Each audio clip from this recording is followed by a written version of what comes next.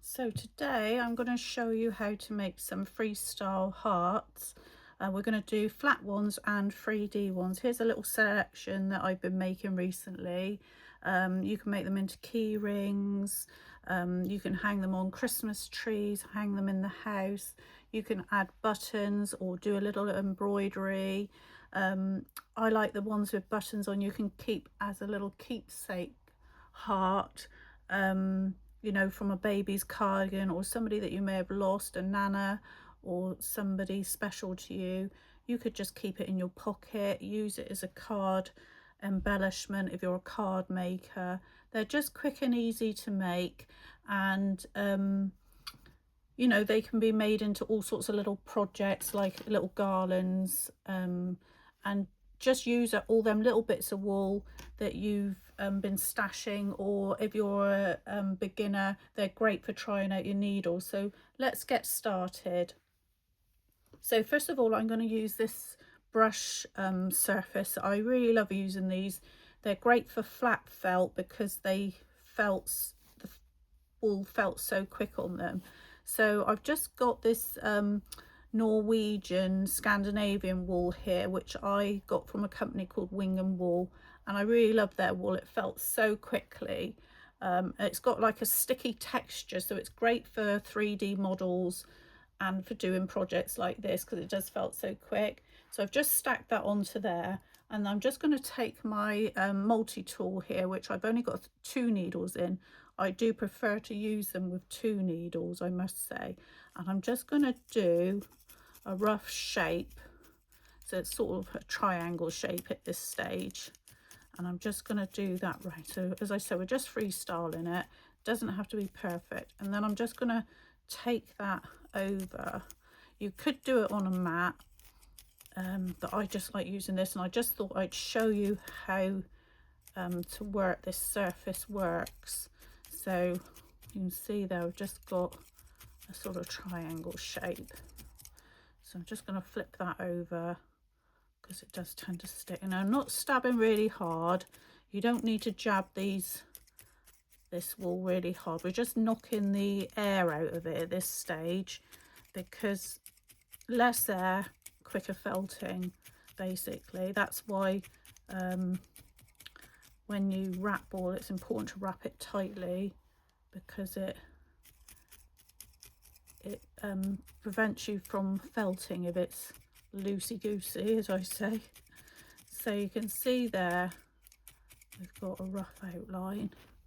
Now at this stage I'm just going to take this one, which is my punch tool, and I've got 3 needles in here, so I'm just going to go all over that. And I do like the sound this one makes. I find it quite therapeutic. I expect my husband disagrees when we're watching TV if I happen to be doing anything like this, because it could be quite annoying. So not felting it really hard at the moment because I want to get some shape in there. So you could do it all on there with 1 needle. So I'm just going to take it off of there, and I'm going to just take my 40 twisted, and I'm just going to work into the sides. So I'm just going to do the pointy bit there. Okay, and that side. It's important to, whatever project you're doing, is to work from all sides. So I'm just going to go around the edge, and as I said in previous video about needles, the needles can go in any direction as long as they go in straight. As soon as you bend that needle, it will snap. They're quite fragile but tough if you're using them right, and they do hurt if you stab yourself. So you can see there I've got a sort of shape come. Now I'm just going to go in the middle, and I've got a bit of debris there, so I'm just going to hook it out. You have to remember these are natural products, so you will get the odd bit of wool, odd bit of straw or bramble maybe. It's all fun of using this natural product. And I'm just going to work that round. Just be mindful of your hands. I love this colour. I've done I did a big dragon in this colour, and it looked spectacular. I can feel another dragon coming on soon. So you can see there the shape coming on. So I'm just going to pop it back on here, and I'm going to use this one. I love this one here. It holds up to 9 needles, and I'm not stabbing it hard. I'm just going over the whole shape.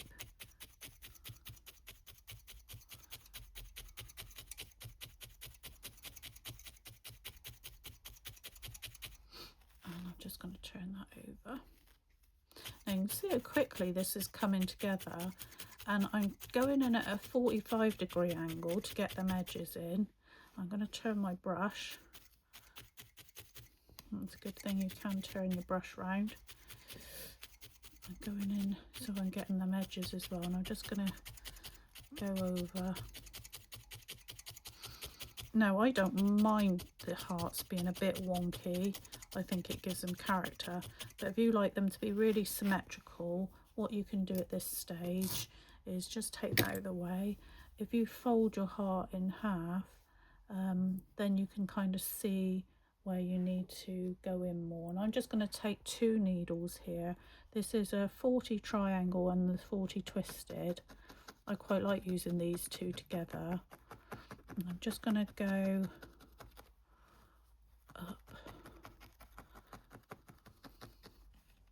and into the middle, and I'm just going to flip it over. I'm just going to do the other side, and then you should get a symmetrical heart if that's what you want.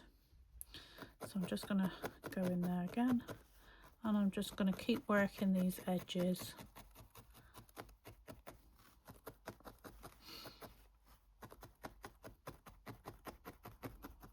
Now if you want these really flat, these hearts, what I do when I've finished is I put my steam iron over them, and that just flattens out everything and makes the wool felt a little bit more as well.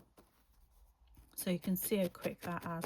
Now if you want the point to be more defined or longer, you just keep working into the pointy bit. So you can stretch it. Don't be afraid of your wool when you're doing these little things. Stretch it into the shape that you want. And you can see there I've got a lovely point. So again, at this stage, I'm just going to pop it back on here, and I'm just going to go over it, but I'm literally just going into it. I'm hardly stabbing it, but it's just taking that top layer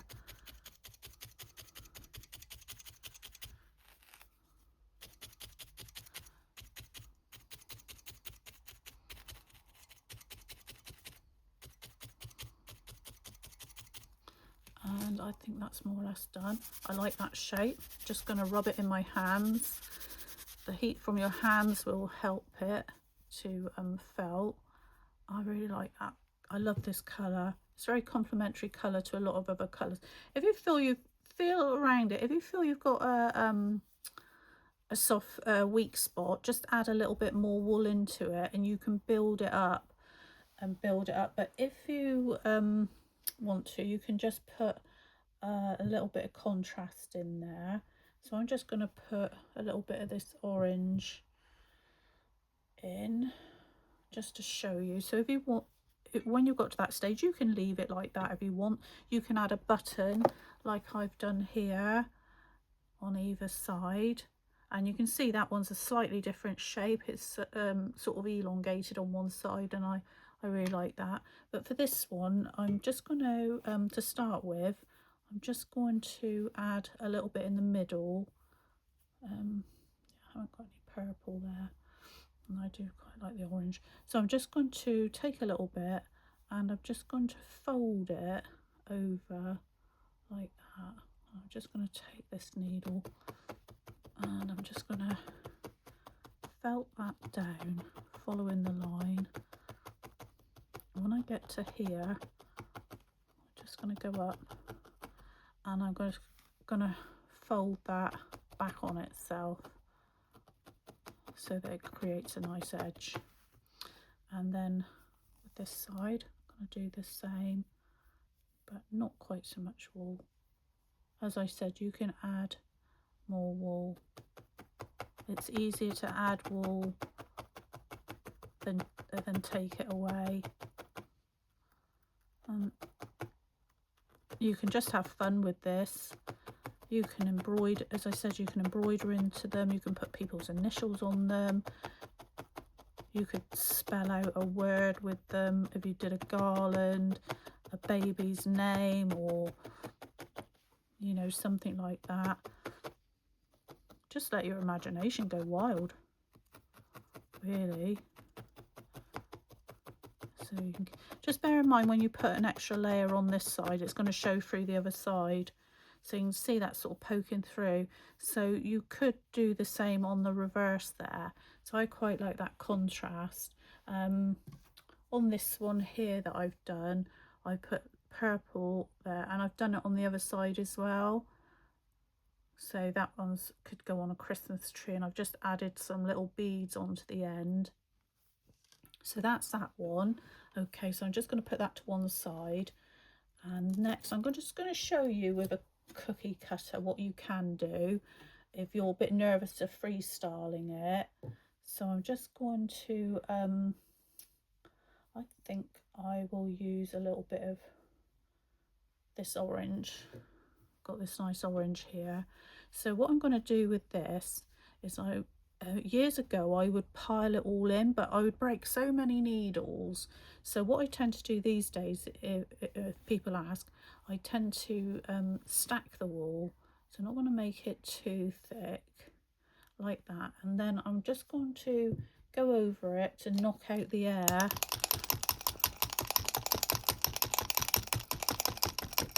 And flatten it. It's already starting to felt a little bit.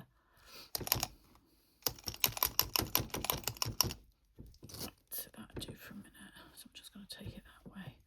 And then I'm just going to put the cookie cutter over the top. And then with my, you can do this with one needle or two needles. I'm just going to go round it. Got to be careful here, because if you hit the cookie cutter, you risk breaking your needle. Okay.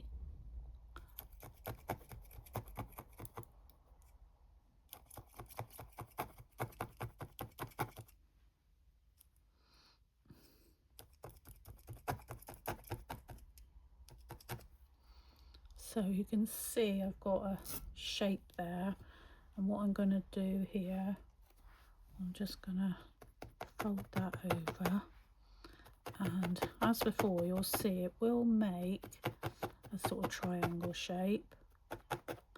Carefully just work round. I'm going to do this one all on the mat just to show a bit more debris there, little seed. Okay, and you can see the shape. So I'm just going to go over that with my needles.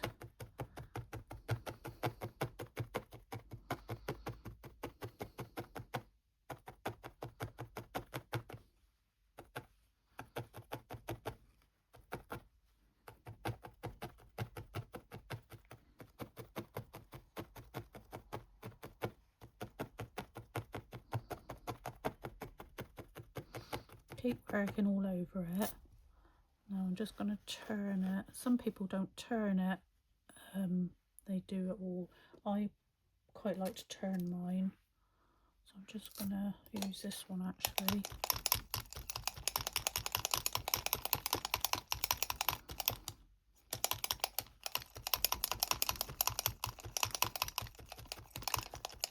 This stage you're just knocking the air out of it, because it is quite loose. And these little projects can take as long as you know, slightly bigger projects. I make these little hearts for some of my little characters to hold, and I make them in little batches. So I have a little half a dozen or so at a time, because it takes me about an hour and 20 minutes to make a little mouse, and it can take me sort of half an hour or so just to make the heart that I want him to hold. So they're not quick. Felting isn't a quick hobby. You have to be patient. It takes time, and you know, like I say to people, whatever you can imagine, you can felt. If you can think it, you can felt it, basically.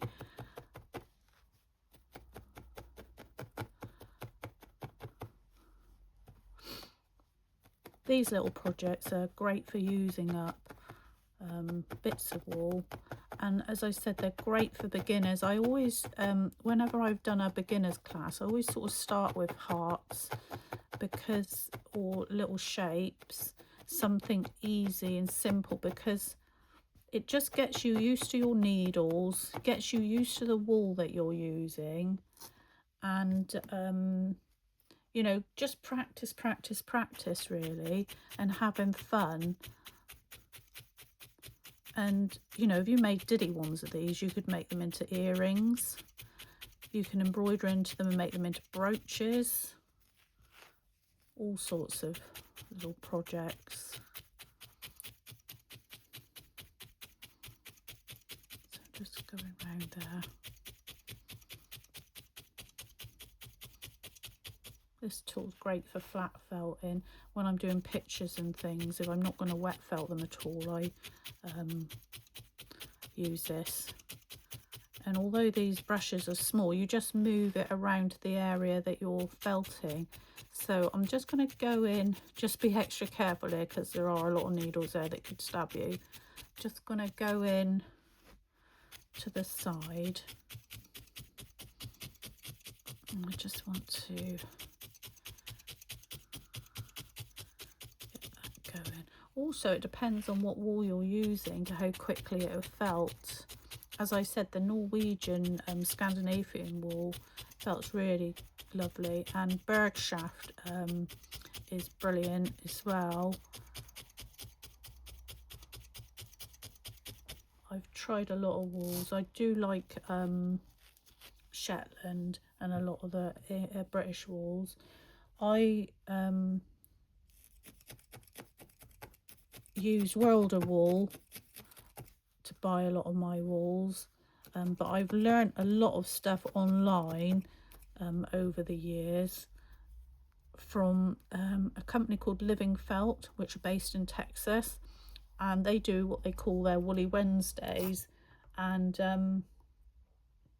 yeah, I love it. I love watching other people create and seeing what other people have done, because you can get all sorts of ideas. You don't want to copy, but you can pick up little snippets of what you want to have a go at. You might see something and think, oh brilliant, I'm going to have a go at that, or I can do that and add it to this or that. Or you might see different color combinations. It's just lovely, and there's a whole community out there, and you know, it's just brilliant to be part of that community. Right, so I think that one's more or less done. So you can see the sort of shape you can get. I could work into it more, fold it over and just go around them edges. I quite like this little plump, it's like a little plump one, a little plump heart. So that's that one quickly, and like I said, you can work into it. Use your steam iron to iron them if you want them really flat. You can make them thicker, you can add more wool if you like. You can do them however you want. So there's that one. I'm just going to pop that there. Now I'm just going to show you a little 3D heart. So this is a different technique. So I've got a piece of wool batting here, and I'm just going to roll it quite tightly until I get to there, and then I'm just going to, actually I'm just going to, that's quite thick actually, so I'm just going to, in the middle, do a little line, Right, so on this side, you always get one side fatter than the other. So I'm just going to take the wool into the centre and fill in that gap. Now these are quite tricky, but take your time. Okay, so just watch your fingers. So I'm just taking that in.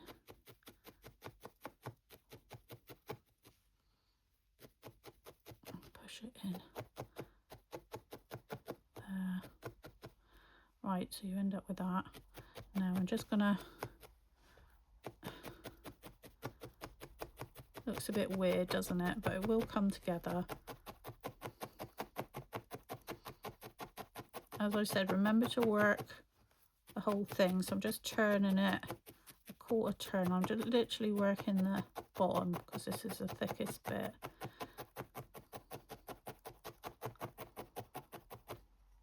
Okay, so you can see there the little heart shapes come in.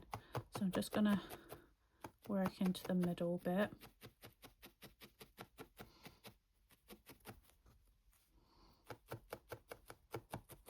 Now this is one I finished, and that will get down to that shape, that size.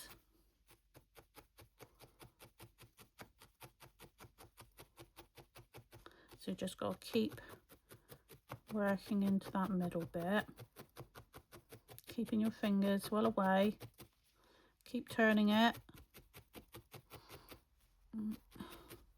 Right, now I've got that bit done, I'm just gonna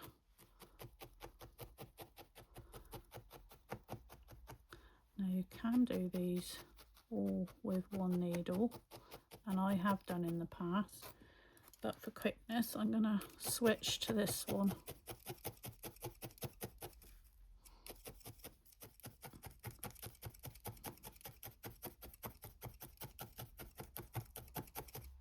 Now you can see that's starting to come together.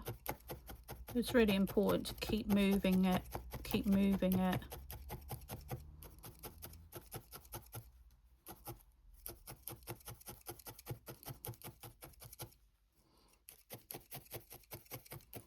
Keep working in that edge. It's trickier to do the top edge because your fingers are so close there, but I just want to get that air out because it's very poofy.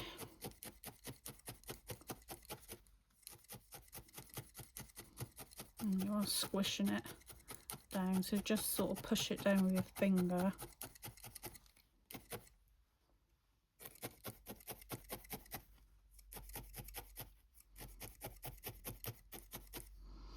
Right, I'm going to go back in the top. You don't have to press. I'm squeezing it together here so I can get that shape, and then I'm going to squeeze that down. You can see I'm pushing it, pushing on it, so I'm pushing the air out. Just really watch your fingers because 2 needles hurts a lot more than 1. So I'm just pushing that down, really pushing that down.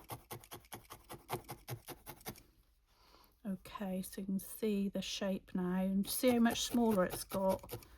And now I'm just gonna push that up and gently just watch your fingers. Oh, I have stabbed my fingers many times, so I'm just going to do the same on the other side. Trying to see if I'm still in camera and focus without stabbing myself. It's quite tricky.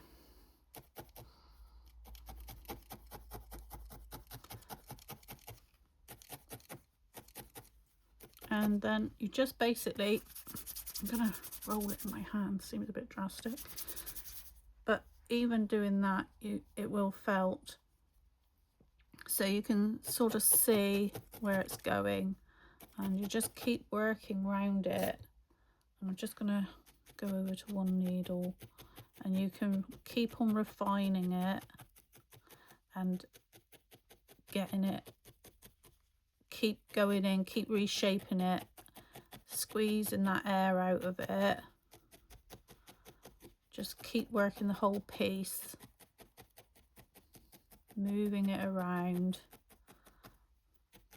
People think you can felt and watch TV. You can't, because if you take your eye off that needle, you'll stab yourself.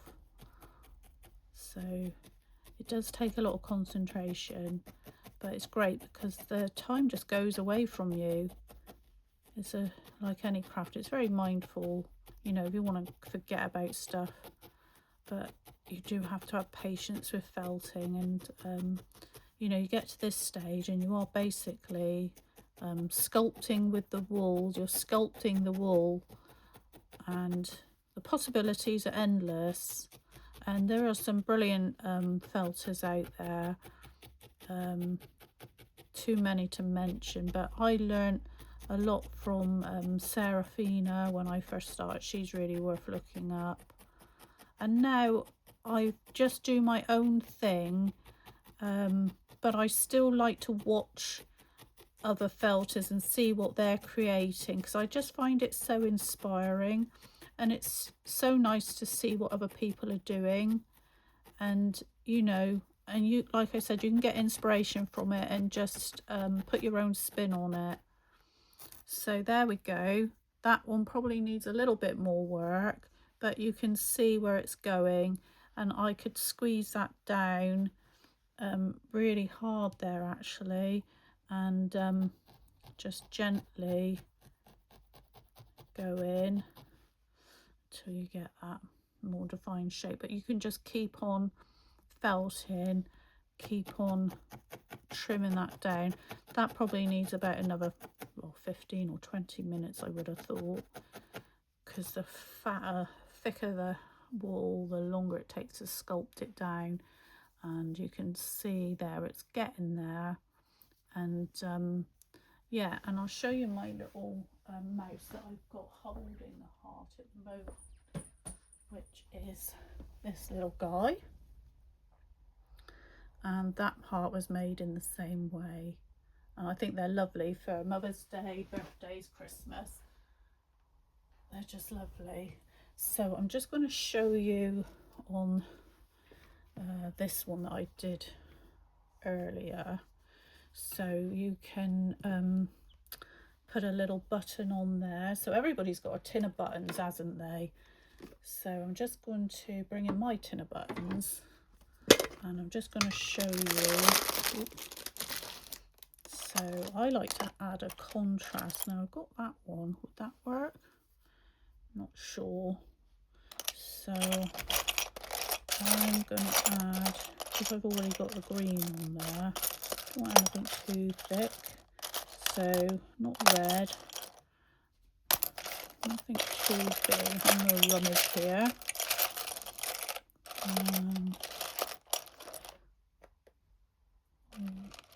Might just go with a white. That one looks quite cute. And then a bigger one on the back. Let's have a look and see. That's quite nice. Quite subtle. See if we've got anything that's a bit brighter.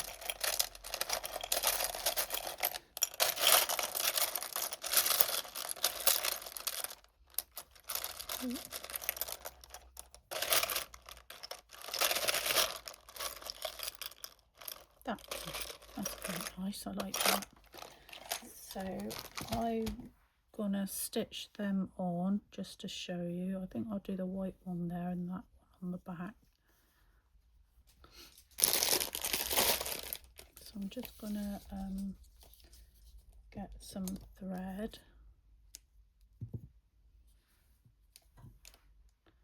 and stitch these on. As I said, you don't have to put buttons on. It just happens that I used to do button art, and I gave a lot of my buttons away to a local charity that is the scrap store, and it sells things back to the community. You can go in there and buy stuff and have a cup of tea and donate stuff. and they also help people with learning difficulties. So I just like to give bits back because I've bought so many bits and pieces over the years there. So I'm just going to put that there, and I'm just going to go in there. Now I always use a contrast thread or whatever I've got. I'm not too fussy. So I'm just going to, this is a difficult bit, getting it in the right spot. So there we go. And I'm just gonna there. I would probably do a little bit more. I'm running out of cotton here. Didn't put quite enough on. But anyway, when I get to the end, I just go round and then just go through and then through the other side and just trim it off. So that's that. I think that looks really cute. And then I'm just going to add a little bit of gold thread to hang it up with, but you could add ribbon, wool, whatever you've got there to hand, string, anything. Just, you know, use whatever you've got. And I'm just going to pop this in here, hate threading needles. So I'm just going to put that through there. Off. Now I just like to tie it, because if you tie it here like this, I do a couple little knots, then when it's hanging, it hangs better. It hangs more to where it should. So I'm just going to, like, facing, not twisting to the side. So I'm just going to take that off, and there we have it. And you know, have a go, have fun, and you know, see what you can create. There's lots, you know, use up anything you've got. There's just a selection here of bits that I've been doing, and just colour combinations, whatever you want goes, whatever, you know, there's no rules, just have fun and go for it. Thank you for watching. Please subscribe. I'm Alison, the Whimsical Felter, and I hope for you to join me again very soon.